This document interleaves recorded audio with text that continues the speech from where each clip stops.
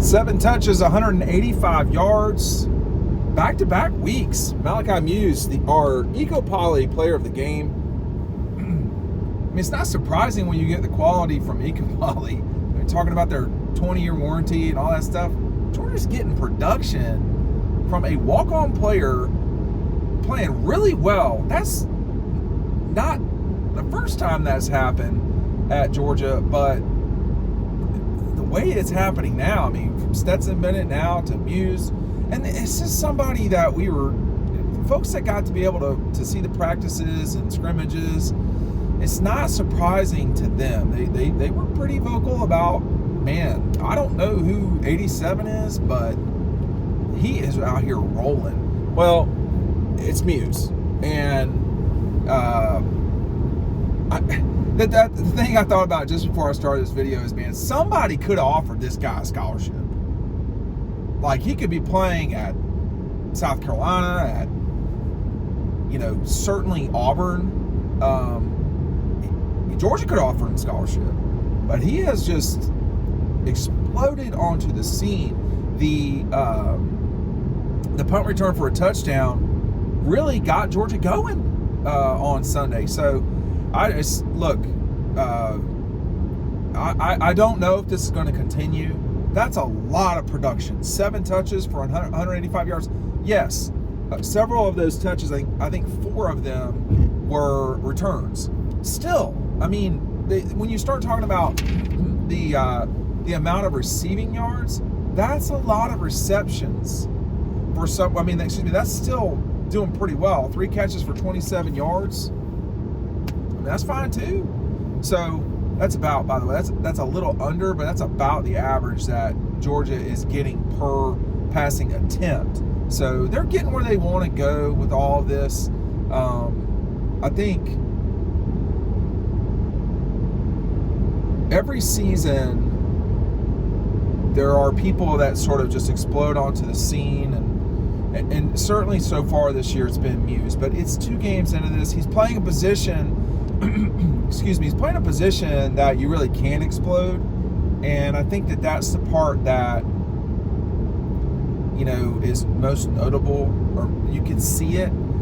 There could be guys that are playing that way, but we can't see it. It's not as obvious when you're not returning a punt. I'm talking about defensive players who are younger, but man, it's tough to crack that line up if you're a defensive player right now. I mean, they really, the defense is playing very, very well. Our friends at Eco Poly got a great offer for you, 15% off. Shipping is free. Make sure you're checking in advance. Look, some of this stuff I've not talked about.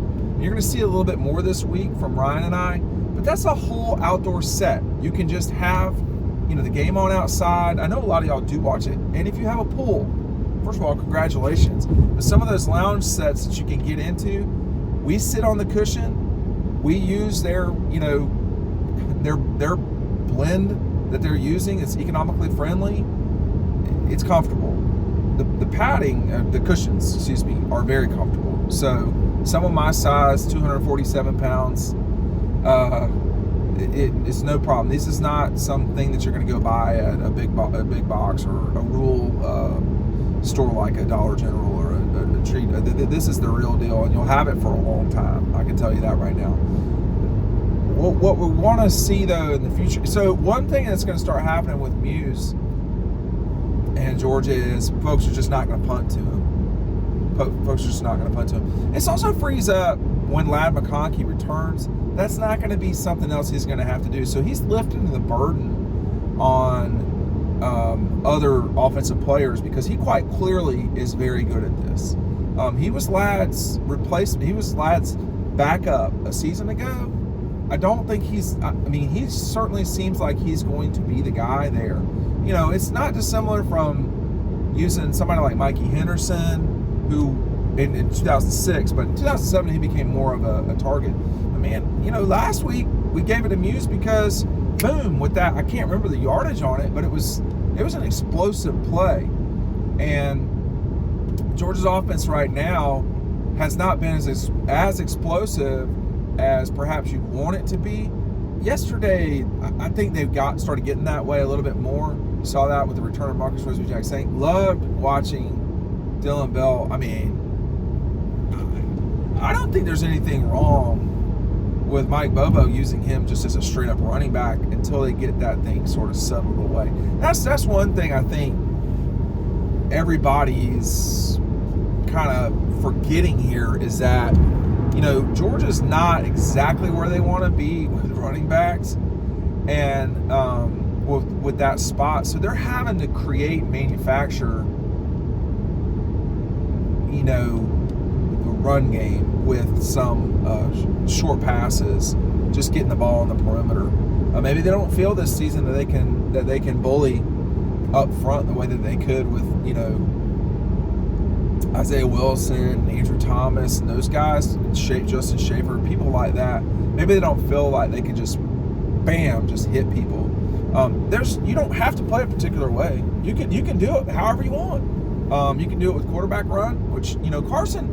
It just, the only thing is just got to have better ball protection. Like, you know, a fumble is not just as bad as an interception necessarily, but if you're the quarterback, that should be his only fumble of the season. Like that, while he's running with the ball, like that's it. No more of those, because you're not going to run a lot.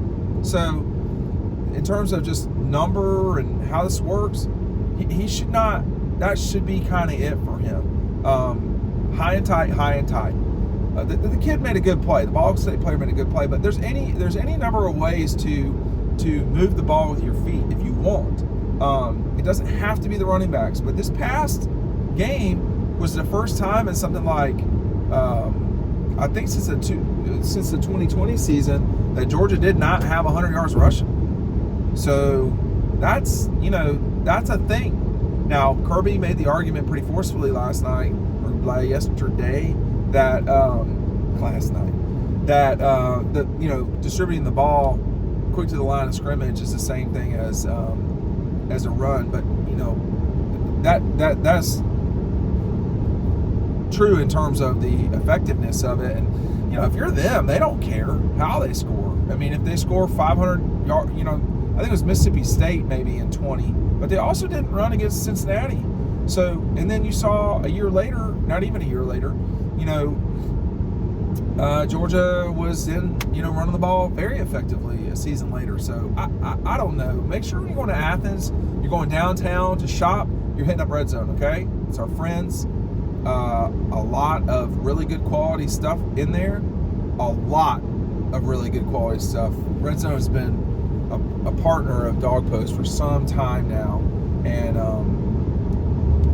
these 3:30 games are tricky, so get there at before 2 and shop till you drop or whatever, and then go on. They'll be open Friday too, for sure.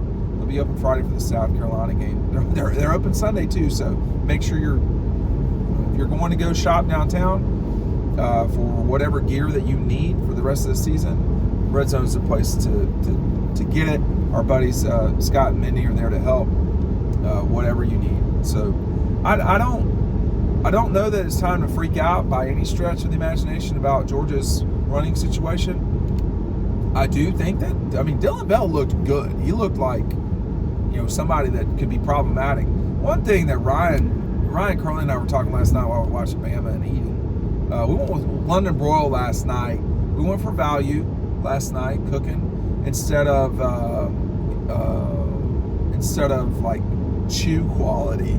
So we went with London broil just to kind of, wasn't so crazy. And that's what I ate when I was a kid. Didn't know the difference, but it tasted great. Just took a little bit longer to get through. So as we were getting through that, one thing he was talking about was no one's going to be scared of Carson Beck and Kendall Milton in the read option. Well, they might be a little bit more with Carson Beck and Dylan Bell or Edwards. It's not the same as Kenny McIntosh and Stetson Bennett, and they can just wham, and you're 25 yards down the field or you're in the end zone. So it is a different thing because people really did respect Stetson and his legs. But if I were, Carson can run too, and it's just, I think part of this is it's just a little bit a matter of time. Some of this is, how do you sand down the rough parts of this offense that is scoring 40+ points a game? I don't know, but time really more than anything. I mean, you really are only getting about 65, 63 snaps a game. 30 of them or so lately have gone to Carson Beck throwing it. So then that leaves you, another 5 or so for the other 2 quarterbacks that have come in to throw. You're not getting a lot of runs. So they're not positioned to really play well in the run game right now. But Muse gives you the capability with the ball getting out quick to, it's not dissimilar from a run, y'all. It's not totally different from what Mississippi State would do. When you're talking about, our yards after the catch, Muse had 32 yards after the catch. Now, he must have had a backwards play, because some of these are not down the field. Arian Smith, Oscar Delp, a lot of these guys are catching the ball and going. So, it's working, but the run game is not prolific right now, and they're gonna have to run in a traditional way at some point. They're just not real comfortable with that right now, and maybe they can work around it the entire season. I'm not sure, but they've got the guys up front. It's not quite clicking yet. We'll just see if that's a year-long thing or not. But Malachi Muse is our Eco Poly player of the game for the second week in a row. We'll see if that's week 3 as well.